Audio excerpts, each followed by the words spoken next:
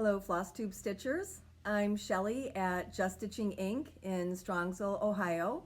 Welcome back to my channel for video number 10, which I'm going to call Back to Normal since Stitch Mania is over.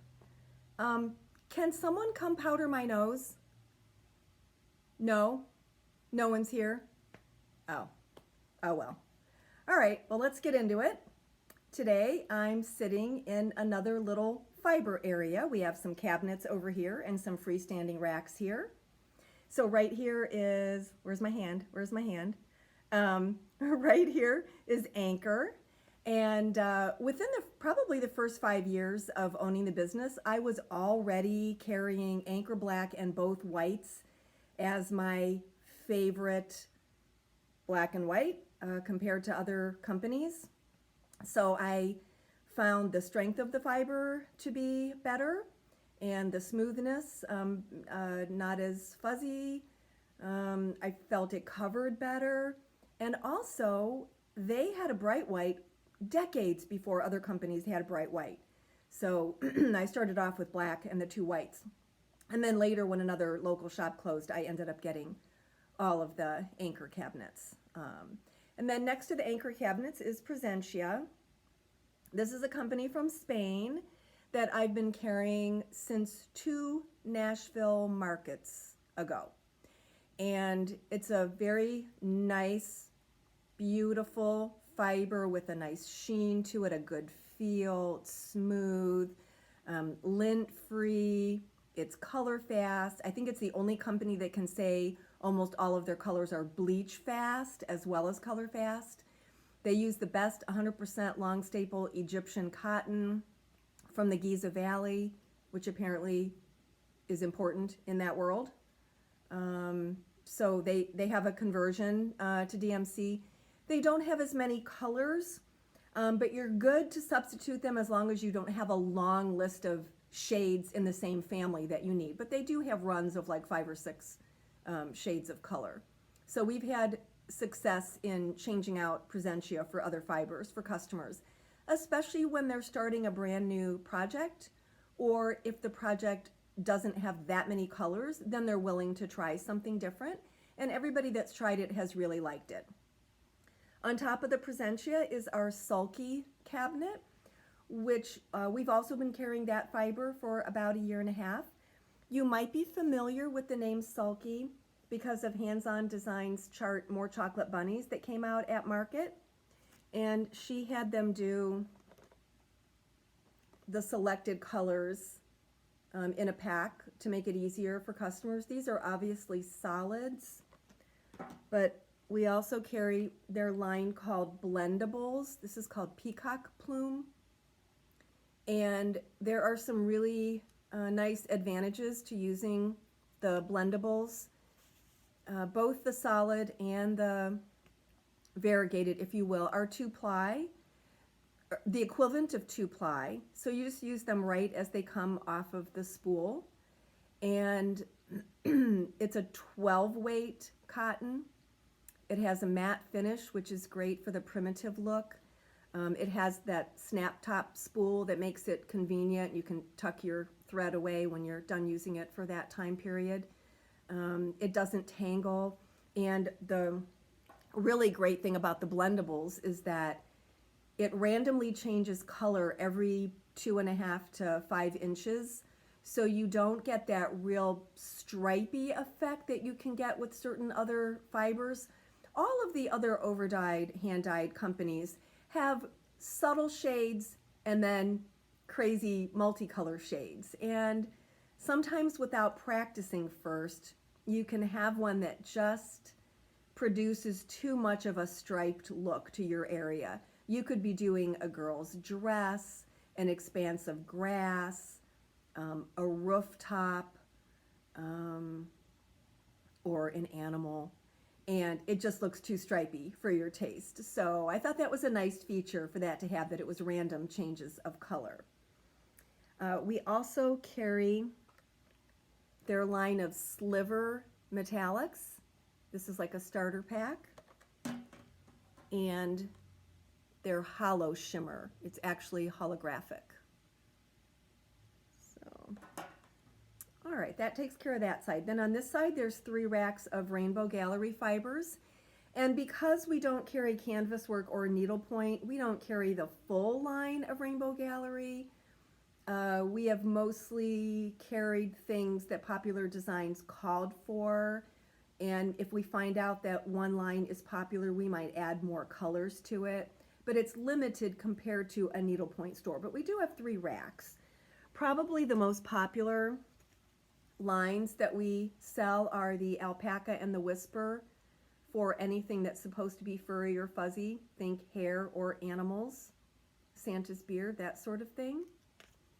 Then we have the 12-ply Splendor Silk, which is a beautiful fiber to work with and reasonably priced considering how many strands you actually get out of the silk. And then there's 2 sizes of Treasure Braid. And I do have customers and employees that prefer this brand to other brands of metallic. So that takes care of the Rainbow Gallery.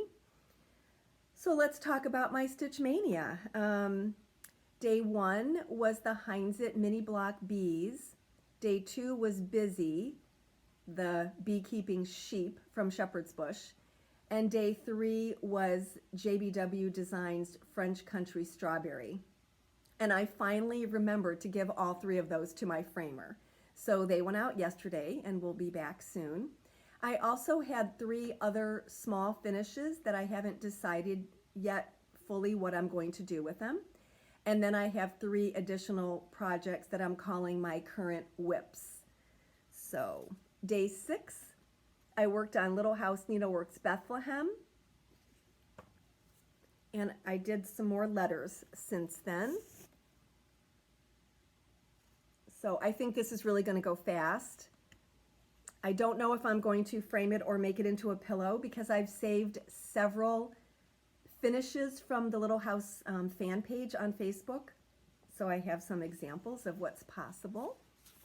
Then on day 25, I worked on Cookies for Santa from Val Stuff. And this is almost finished. My original plan was to put brown beads in for the chocolate chips on the cookies. I have no brown beads in my stash at home, and there's no brown beads here at the shop. Go figure. So if I decide not to wait, I may do a Smyrna cross or other type of padded stitch just to get some dimension to the chocolate chips so they look like they're really sticking out. But what I really wanted to show you was how I'm doing the Santa's fur. So you may be able to tell this part here is finished and this part and this part are not. So the unfinished areas have the under cross in white anchor. And then I'm doing the top cross in Whisper 88. This is as white as it gets with the Whisper. 88 is their white, even though it looks a little more antique white or almost ivory to me. But with the white floss underneath, I think it'll be white enough when it's done. So my tip for maybe dealing with a hard to handle fiber is do regular floss underneath and then just do the specialty fiber as your top cross and you have less to deal with. I'm also using an 18-inch or shorter length so that I don't lose all of the fuzz along the way. Now, in a bigger area, you can take a bunka brush or an old soft toothbrush or something, and you can enhance the fuzz. That would be when you're all finished and ready to do the final finish on it. So that's been really fun. Such bright colors. And then day 29, I started Thankful Pumpkins from Lucy Beam. And I've had a lot of fun watching this come to life as I add the fragrant cloves color. So that's coming along nicely. And I think I'll just keep working on these 3 projects until they're completely done. And I see that happening soon. And then add a few other of my starts. I'm still waiting for a few things or a few fibers I was out of, so I'll probably save those till last. So those were my Stitch Mania projects.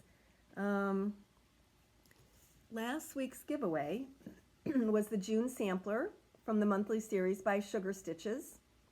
And I had a lot of comments about bees. I had a few people comment that they wanted to win this sampler because they have a June birthday, and wouldn't that be fun?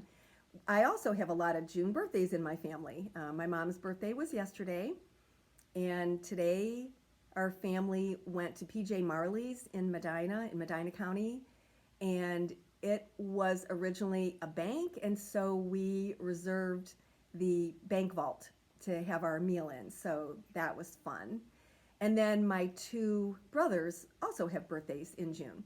But if you like this design because you're into bees, and you're not necessarily wanting to do the whole series of monthlies, maybe your name is June, that would be fun too. But anyway, if you don't want to put June there, you could take that out and put the word bee or bees, or you could continue the honeycomb, maybe put a second bee up there.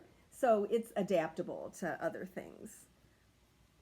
I did have one comment that I wanted to read just because it was so shocking. So Christy Smith writes, I like to watch bees, but have been stung in unfortunate areas. Last time, one stung me on the tongue as I was taking a bite of sandwich. Oh my, I can't imagine that happening. That must have been so frightening and weird and traumatic, and so I had to read that. I'm sure I've been stung, more than a few times, but I do remember 2 times. One, I was 6 or 7.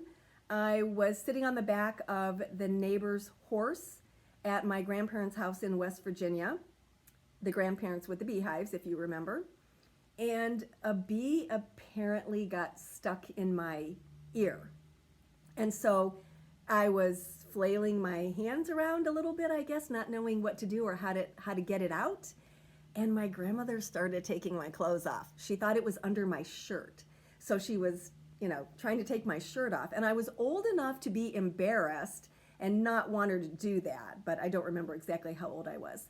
And then once we were at a local farm market at an outdoor concert, and I was sitting on a hay bale, and the bee obviously was there first. And I sat down and got comfy, and the bee stung me right in that sweet, tender spot behind your kneecap. And I just remember that it was such a shock. I mean, it didn't hurt that much, and I'm not allergic, so it wasn't that big of a deal, but it was just a little shocking because I didn't think to look first to see if there was something there. Anyway, I got distracted. Back to the giveaway. Oops, upside down. I pulled Pat Henry's name. So Pat, if you would email me or reach out through Facebook messaging or whatever, give me your address and I will mail that out to you. And then this week, the freebie is going to be Plum Posey's Pin Keep. Okay, this is like take 3, so I'm not taking that out. And this was directly from the designer, From the Heart, Needle Art by Wendy. I had reached out to her recently because her distributor didn't carry her whole line, and I needed some things. And a lot of times when a shop owner orders direct from the designer, they will help us out by giving us something free, either to sell and offset the cost of shipping, or as a giveaway to advertise their product. And this was new, so that was good on her part, and I decided to use it for FlossTube. So I added a piece of 32 count Weeks Dye Works beige. She originally called for 35, but I didn't have it, but I decided to use the beige. So if you've never worked on linen before and you want to try it, then go ahead and comment. This would be a good free way to get started. And if you really want to do a higher count fabric, this is a nice 8x10 piece, so you could certainly use it for something else. So what I want you to do is tell me your favorite flower. I don't have a favorite flower. I was never really into gardening, and my mom had rose bushes, and we maybe planted tulips, but I wasn't really into it. So, but I remember my husband bought our first house before we got married, and in driving from one county to the next, I would pass these daylilies all along the rural roads. And so I chose a daylily as one of the flowers in my wedding bouquet not because it was a favorite flower, but just I guess it had sentimental value to it at the time, so that's what I chose. So if you tell me your favorite flower, I will enter you in the drawing for that. And I just wanted to thank you all for your comments. I read them all and respond. Some of them I didn't respond to until today, but I do read them and enjoy getting to know you in that way. And so thanks a lot for commenting, giving me ideas for what to talk about in future FlossTube videos, thanking me for my tips. I'm glad those are helpful, and having fun with my Stitch Mania, even though you may not have participated, you enjoyed somebody else going through the process. So thanks a lot for watching, and have a great week, everyone. Bye.